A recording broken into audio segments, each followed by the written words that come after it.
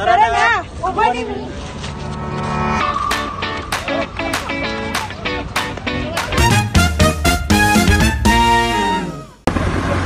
What's up din ninyo no, mga amigo, mga amiga. Di dito karon sa Mactan Shrine. Ang bakong kauban, si Crazy Luxtricia.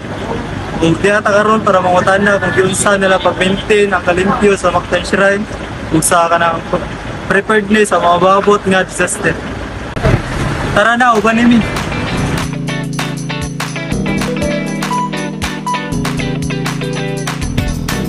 I'm Rachel and I'll be sharing the history and cultural significance of Mactan Shrine. And I'm Trisha Marie, focusing on sustainability, environmental degradation, and natural disasters' impact on tourism. Mactan Shrine commemorates the victory of Lapu-Lapu over Ferdinand Magellan in 1521, marking a significant event in Philippine history. This battle showcased the bravery and resilience of the native warriors, led by Lapu-Lapu who fought against foreign invasion, and it paved the way for the island's rich cultural heritage.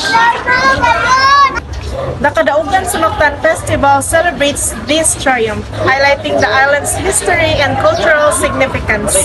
The festival features reenactment of the battle, traditional dances, and cultural exhibits that showcase the Cebu's rich heritage and its importance in shaping the country's identity.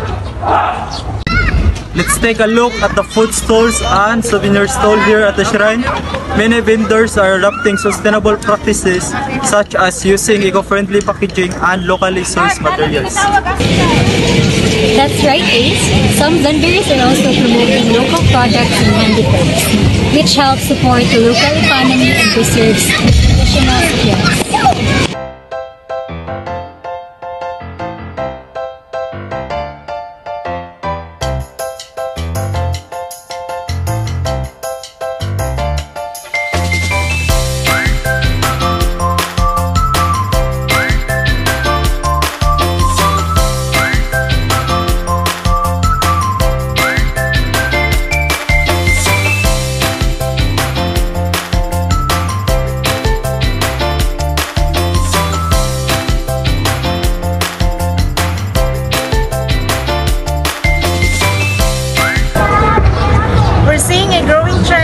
Sustainability here at the shrine, and it's great to see vendors and visitors like embracing eco-friendly practices and supporting local businesses.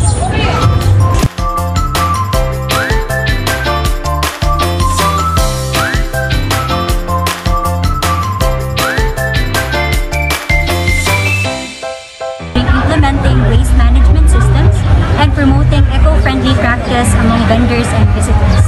The Shrine's management is also working with local authorities to reduce plastic use and increase recycling efforts.